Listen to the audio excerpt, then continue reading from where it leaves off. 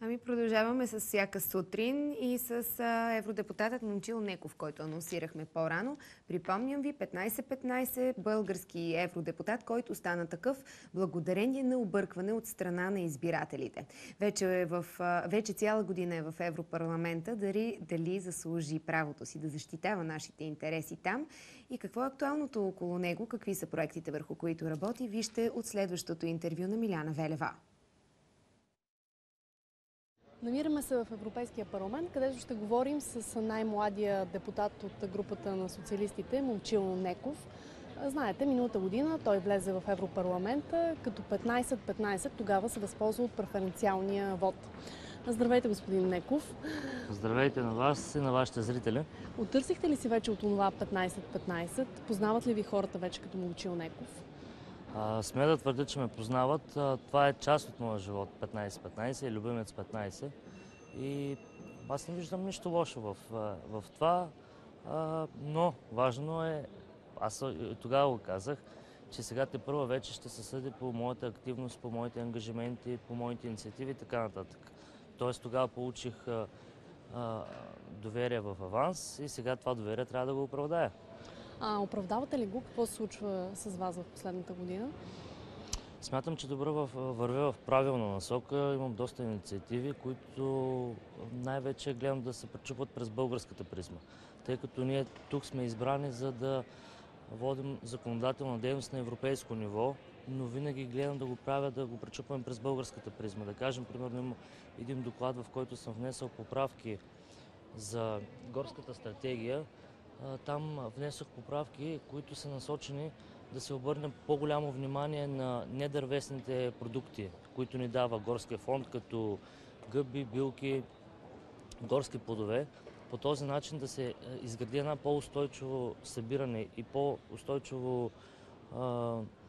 една по-устойчива стратегия за горския фонд като цяло, тъй като сега наблюдаваме в горите, се отива и всичко, примерно то се изкоренява. И след това, като се върнем, ние няма да намерим тези недървесни продукти като цяло. Това са всички растения в гората, които могат да се използват в хранително-вкусовата промишленост, в фармацията, в козметиката и по този начин ние можем да се борим с проблеми, които са насочени към обезлюдяването на райони, безработицата, особено в планинските и в селските райони, застаряването на населението.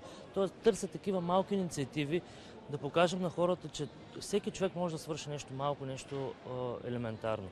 Нали знаете, в България малко битува мнението какво правят евродепутатите, взимат големи заплати, в общи линии се гледа само в тази посока. А вие самия с какво очакване дойдохте тук и в Брюксел, и в Страсбург? И какво друго може да допринесете, освен това, което споменахте? И аз ако бях, може би, от другата страна, щях да си мисля същото нещо, че едва ли не тук е една приятна екскурзия с голямо заплащане. Да, наистина така е. В смисъл, спрямо ниския стандарт в България получаваме подобаващо заплащане, но то е за да може човек да не бъде корумпиран.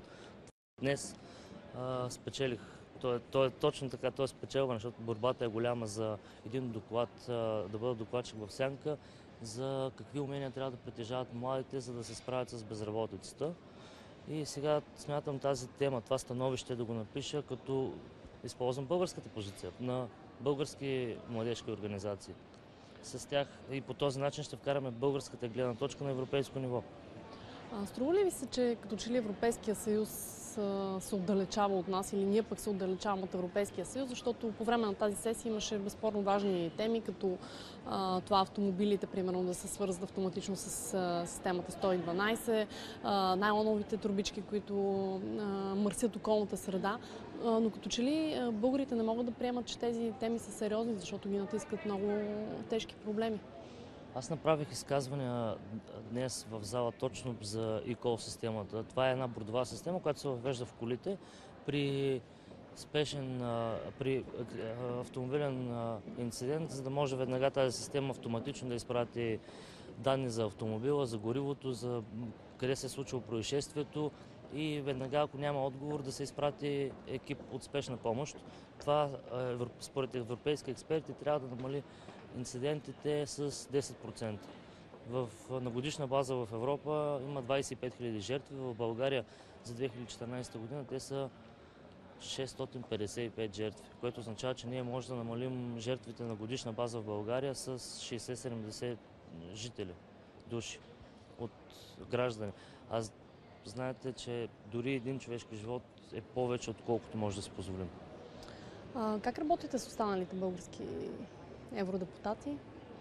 В нормален оперативен стил. Събираме се всеки месец. Има теми актуални, които са за България, които обсъждаме.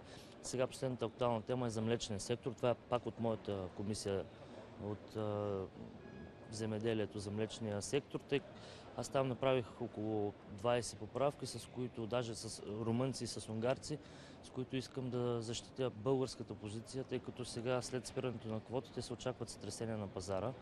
Има един изграден орган за наблюдение на пазара на млякото, който трябва да дава актуална информация на производителите, на потребителите и най-вече на комисията, която трябва да вземе мерки в краткосрочен и в дългосрочен план за справянето на тези проблеми, като с румънски и с унгарски колеги настояваме за спазването на регионалния принцип от Европейския фонд за стратегически инвестиции, плана Юнкер. Приеха ли ви колегите от БСП, останалите евродепутати? Помним, че в началото имаше натиск да се отказвате, но вече сте част от този екип. Аз още тогава казах, че нямаше натиск, тъй като дори тогава, че няма се просто с какво да ме натискат. Затова не го приемам като приемане. То по-скоро е начин на сработване. И да, вече се сработихме. Минаха 11 месеца. Следите ли събитията в БСП? Отново някакви котерийни борби? Да, определено следя. Аз съм от БСП. Аз влязох, между другото, в БСП 2009 година, след като загубихме изборите. Така че нормално е да ги следя процесите.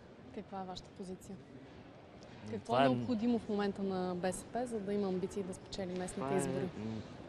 Колкото и лесен да изглежда отговора, е нещо много трудно, тъй като знаете, че всичко е на действие. Първото, което смятам, че не е важно, трябва да спрем пада в БСП. Не да говорим за стягане на редиците, а по-скоро този. Мога да сравня БСП в момента като българските областни градове в страната, като изключим най-големите София, Пловдив, Варна, Бургас. Има един общ упадък. Трябва да преодолеем точно тази система. Както знаете, в областните градове, аз съм от такъв град като Силистра, когато има обезлюдяване, застаряване на самото население, ти нямаш стимул да живееш и да се развиваш в такъв град. Това нещо трябва да преодолеем и смятам, че ще бъдем наистина една стабилна левица.